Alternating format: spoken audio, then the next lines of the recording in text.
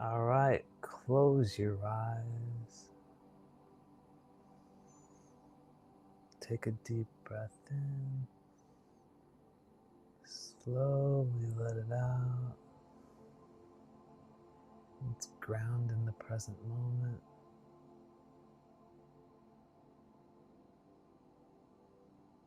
And just observe your mind.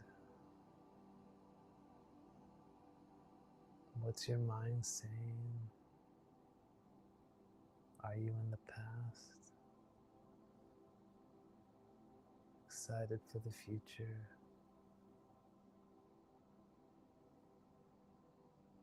If you can observe your mind, who is the one observing the mind?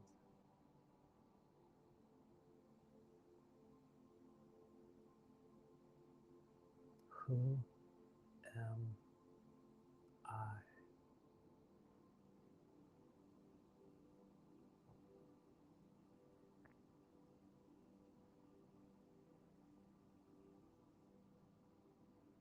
And when you're ready, just open your eyes.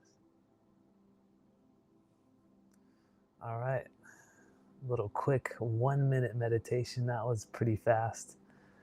Make sure to do these a few times out the day, as much as you can. Very helpful. The last couple videos we went over mind observation, meditation, also self inquiry, as well as letting go. In this video, we're going to go over another very, very powerful technique. This is called forgiveness. Now, forgiveness, super powerful. If you're doing neurofeedback, where your brain is connected up to electrodes and you hear your brain in real time to facilitate healing, um, is very powerful for producing high amplitude alpha waves, alpha brain waves. Very, very um, powerful stuff. So forgiveness, there's a technique for it, and it's going to take about 10 minutes, give or take. But if you do it very slow, it could take up to 15 or 20 minutes. If you do it a little bit faster, it could take up to 10 minutes or 5 minutes, depending on how powerful or how traumatic or how deep that wound that needs to be forgiven. Now, why do we need to forgive? It's a very good question. Um, One of the theories is that these wounds, these scars, these emotional scars that we have affect our energy field, and um, they're damaging our energy body. Our They're in the background, causing background negative feedback, like a negative feedback loop, and they're one of the causes of that. So when you do forgiveness, you break that. Let's say, for example, when you're a kid, your father disciplined you, a lot, and so now you have a negative image, or a negative, negative image of a male figure, and so that feedback loop, that negative emotional scar, is in the background, and it doesn't go away until it's released. So this is how we release anything. Um, you could release anything, everything. I won't name all the atrocities that people have committed against each other. This isn't to forgive, this is for you, but it's also for everyone, because we are everyone. But if you do this, you will heal. It does take a little bit of courage, don't get me wrong. I've probably done this 100 times, from everything small to huge, any kind of, um, if you're mad at someone for cutting you off in traffic, you could do forgiveness for them. If your parents beat you when you're a kid, you could do forgiveness for them. Anything, just anything. Yeah, you could forgive yourself for doing something. And so I don't, this is using the mind, which is the ego. And so we're delving into this a little bit um, more than necessary, but for some it is necessary. You don't see, it's not necessary until after you do this. So in a way, it's an unnecessary necessity. But I'll do it anyway because it's very powerful and it's very effective. But just know up to 50% of our memories are incorrect, are wrong from what we remember. And but this methodology does. This method helps with removing that scar, even though we're still working with the illusory mind and ego um, that we want to transcend. So sometimes you got to work with it to transcend it. So here we go. So what we do is we close our eyes, we get to a place that's quiet, and then after you've probably written a list of people that you're upset about, that you're mad about, it could be something as small as someone cutting you off in traffic, or your parents, or something you did yourself. So you could forgive yourself. So you want to feel the feeling that you feel. So let's say, very simple one, someone cut you off in traffic. So you're going to feel angry. You're going to remember that. You're going to feel angry. Your eyes are going to close. That's going to produce a little bit of alpha brainwaves when you close your eyes. And forgiveness works best during rising alpha brainwaves. So allow yourself to feel angry, visualizing the person cutting you off in traffic. You do that for a minute or two.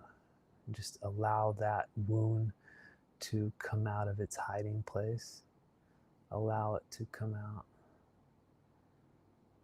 There you go. You're going to visualize the incident, dramatic as you want.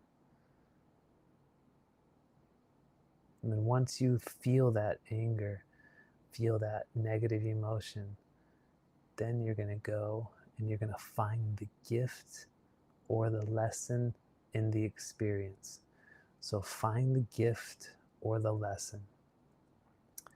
It could be any experience that's seemingly negative. There's always a gift. There's always a lesson. Just find it. It's not a matter of there isn't. There is. It doesn't matter what it is. It could be the worst person in the world. There's a gift or a lesson in everything. Everything you experience, I've experienced, help us become who we are today. So find the gift or the lesson. Maybe it was a very simple gift or a simple lesson, a reminder to become more patient, to become more understanding as the person cut you off in traffic. Maybe it could be a deeper lesson or more profound. Maybe it slowed you down enough to avoid an accident just up ahead. Maybe it could be anything. And so let's say your parents abused you or spanked you, and you're upset about that. So what was the gift or lesson in that? What was the person who hurt you, or even yourself? What you did to yourself or did to others, what was the gift or lesson that you learned from that? And so you think about that, and you'll know when you found it, because you just have a light just go off. And then once you found it, have you found it? If you haven't, looking for it, it is there. The gift or the lesson is there. And once you found it, then you go to experiencing that incident, whatever happened, in the other person's shoes. So if you're doing this with yourself, you'll go back to when you were that age, and you put yourself in your shoes, how you felt, what you were like, what you experienced, the sights, the smells, the sounds, everything. You go, you do that for a few minutes, you replay it. Maybe your parents were mean to you. Maybe your mom was going through menopause. Maybe your dad was working 12 hours a day. You know, you just go. It all makes sense. Everything makes sense. And this will help develop compassion. Hugely powerful. It's okay to cry. If you're going to cry, you cry.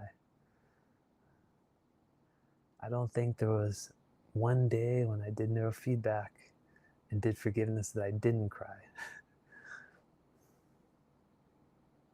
And once you found, after you found the lesson or the gift, you put yourself in their shoes, then you go to love. And you imagine, you visualize hugging that other person, telling that person you love them because you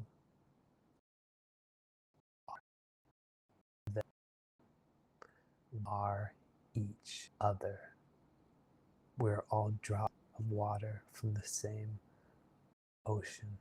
Every single one of us. When we hurt each other, we hurt ourselves.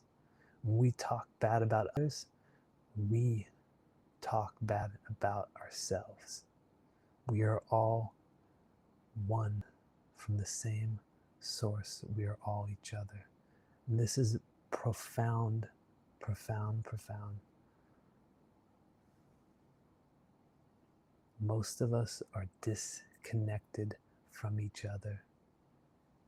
We talk bad online about each other. We talk bad to each other about others. And instead of talking about the badness, when we talk about the good, and the world would be a better place if we did that, if we all just encouraged goodness and kindness and quit talking bad about each other. Okay, so after you went to love, that's it. You're free. And then you could bask in that released emotion for a few minutes or as long as you would like. And if it didn't work, you could repeat it as necessary. It takes a little bit of practice, very effective, and it works. This is probably one of the top 3 healing methodologies that I like to use. First one is observing the mind. Second one is letting go.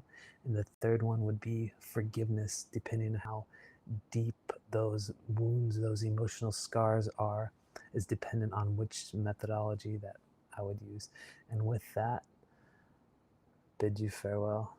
Thank you for being here.